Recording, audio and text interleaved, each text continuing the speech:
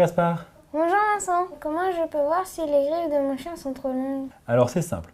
En fait, si tu l'entends plus marcher que d'habitude, c'est-à-dire sur le carrelage ou sur le parquet, tu entends des petits bruits de clac, clac, clac, c'est peut-être que ses griffes sont un petit peu longues. Ensuite, si lorsque tu la vois poser sa patte au sol ou sur la table ici, tu vois qu'il y a une déviation des doigts sur la droite et sur la gauche.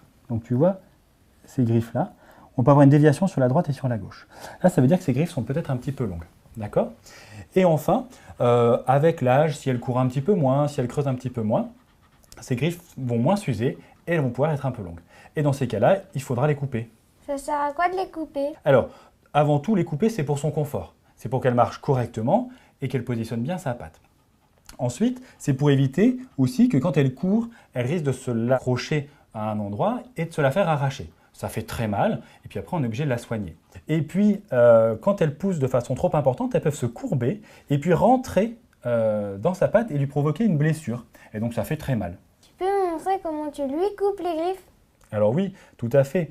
Alors, il faut d'abord choisir un coupe-griffe adapté. Alors adapté à sa taille, puisqu'il faut pouvoir couper rapidement d'un geste net, sans lui faire mal et sans la pincer. D'accord? Ensuite, il faut observer la griffe. Alors, tu as différents types de griffes. Tu as des griffes qui sont transparentes comme celle-ci, où tu vois bien les deux parties de la griffe. D'accord?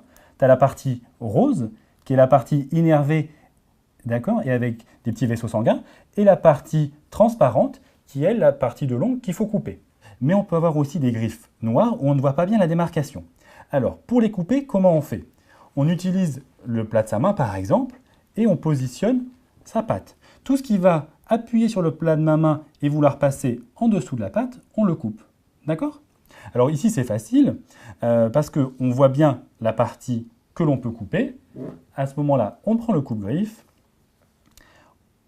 on le positionne et on coupe.